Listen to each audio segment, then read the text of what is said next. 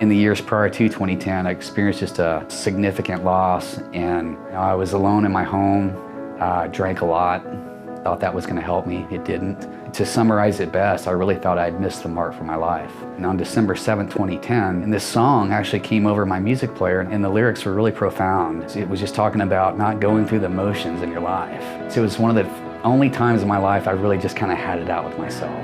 I was just pacing back and forth in my house, and I just happened to see my saxophone out of the corner of my eye. But for whatever reason, that moment, on that day, I saw it differently. I saw its purpose. I was designed and created to do more than live life in sorrow and pain. I had this wild idea that today I was gonna do something. I was gonna make a change. I make my way over to Frisco Stonebriar Mall, found a property management office.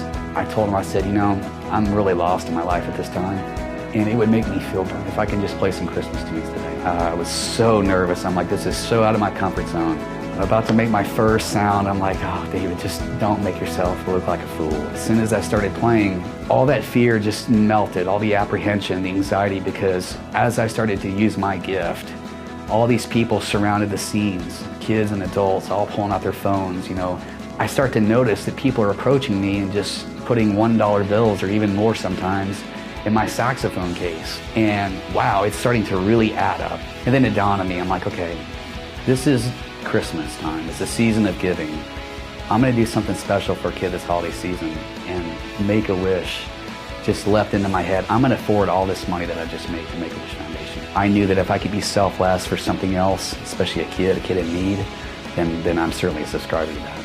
So the last 8 years, I've raised just a little over $75,000, and for my 2019 campaign in December, I've raised a couple $1,000s more. It's a December campaign built around the Christmas season, so it certainly commences on December 1st, at least 3 hours a day at some venue, typically like the Nebraska Furniture Market on the weekends and Market Street on the weekdays. Set hours, that way people know where to see me. I want to be a standard and a role model for what it looks like to help somebody.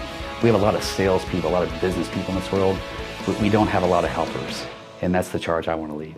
If you've taken the time today to listen to this message, I want to encourage you to be extraordinary. And to do that, you have to focus on the extra part, the stuff that's not normal.